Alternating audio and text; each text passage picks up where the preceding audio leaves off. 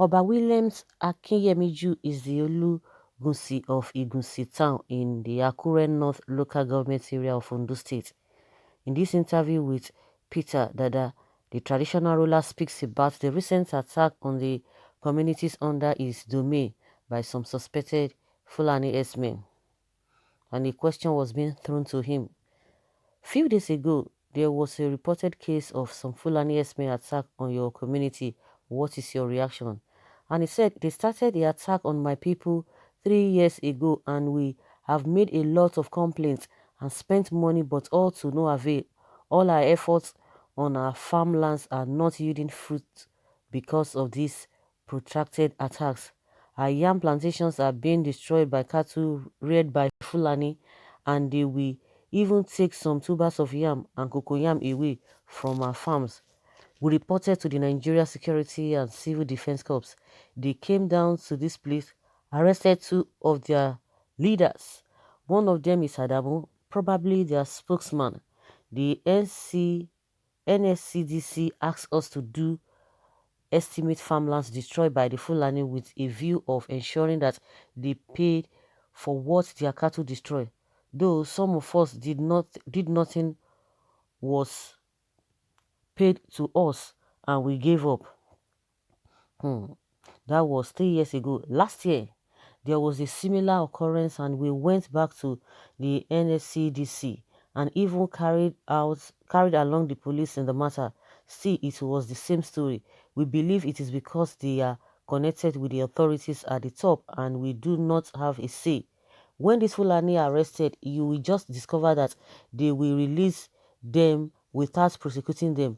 I could remember that some time ago, I seized a calf from the herdsmen for destroying my farm and it was kept in my palace, but I later took it to the SIB at the state police headquarters and the first statement that came out of the mouth of the then assistant commissioner of police was that I should thank God that the calf did not die in my custody. It was in my presence that the police caught the head of the herdsman and the calf was handed over to him. When we waited but nothing happened again, we had to leave until another trouble ensued few days ago. I was just in my home when I noticed that there was a crowd of people outside my palace. There were over 200 who were chased away by these herdsmen. There were children of ages 4 to 5 years and pregnant women among them. It was around 11 p.m. and I later asked them to sleep here. The following day, I had to go to Akwedu village and I met people standing in groups and we had to decide to meet in Araromi village because it falls in the middle of all the villages. There we decided on the next move and I went to Deji in Akure because the late Deji, an assistant commissioner of police, was the one who installed me. I remember he warned me that I should not get myself involved in the cases of theft, but I should report any matter that I couldn't handle to the Deji's palace. So when I met Deji, he asked us to go back, promising that the police would follow us, and we left for Araromi, and not too long, we saw up to 4 different teams of policemen in Araromi.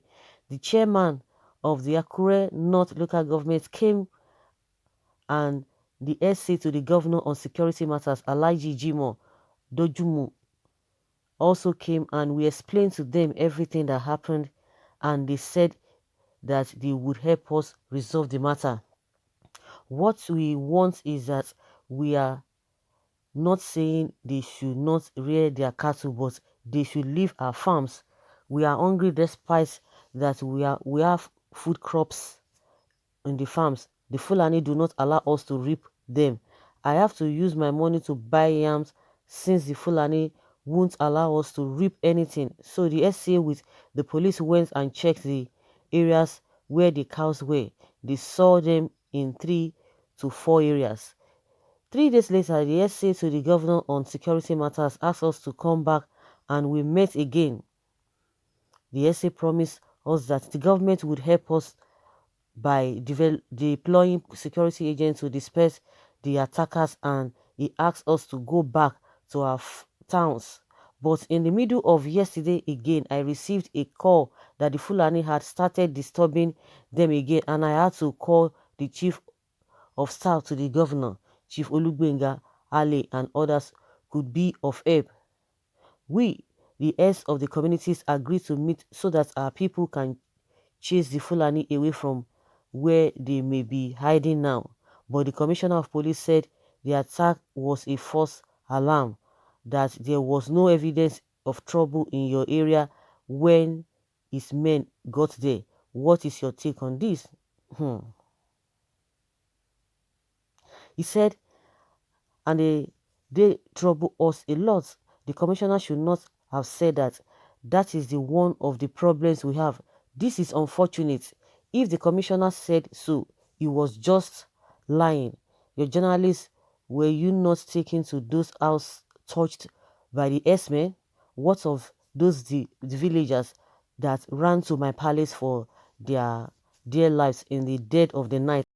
There were more than 200 people. What of those that were bruised in the course of escaping to the bush, or those that have fracture and other injuries?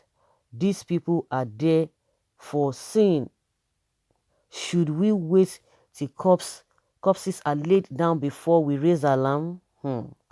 I can say it in the presence of the commissioner of police. We can't wait till our people die. Well, I don't know what can happen if we continue like this. I wish to even see the state governor and tell him the whole thing, because we will not wait until my people are killed by the Ŕďśm. There is no one that will lose his or her life, or a relative that will be happy. From there, if we start defending ourselves, is that not war? Maybe that is what they want, because I'm seeing it that way. Since the police are saying they cannot see anything now, they started destroying houses, including household items, instead the houses of the people, inside the houses of the people. It is only a mad person that will destroy his own house together with his belongings and start running for fake safety and shouting for help in the night. Akwedu to this my palace is like 4 to 5 miles away, and somebody ran with his children from there to this place, and the police are saying they cannot see anything. Do they want to see dead person before reacting? So guys, is it not evidence? Is it really not evidence? Everybody knows what is happening. And the unfortunate thing there is that, does it mean the governor will tell us that he has not heard of these things, when even his chief of staff has been informed? The SC to all of them, they are all aware. Police are seeing all these things. They'll tell you, oh, they are not seeing anything. And just like the monarch said, until they'll start seeing dead body before they can see clearly.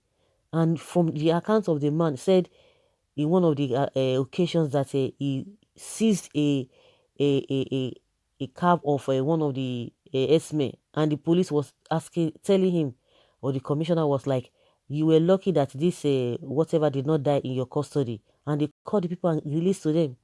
All the happenings that have been going on concerning this Ŕďśm in mostly Ekiti Ondo has been back and forth, back and forth. What have they done? Have they been arrested? Has anybody been arrested? Have those people been arrested? No, they will not say anything. I don't just understand. I don't really just understand. So the two governors will tell us that they don't know anything about it. Of course, two of them are APC governors. They want to tell us they don't know what is happening, what has been happening. They don't just know. It's unfortunate. It's unfortunate. It's a good thing that this man is a monarch.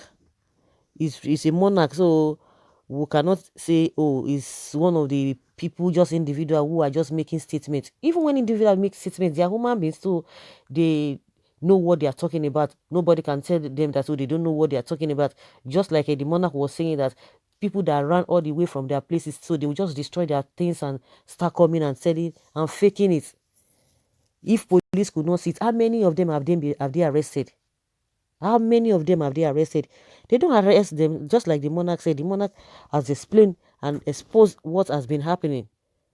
It's just unfortunate. Someone says Akure North people and traditional rulers must liaise with Amotekun and chase away and deal with this Fulani Esme in their communities. Even the Amotekun, have they really started? Because I don't even understand. I don't just understand.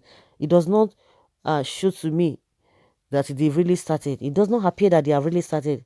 Someone says our problem is the Nigeria police. They can never say the truth when Fulani Esme are involved. Rather, they will find a way to defend them.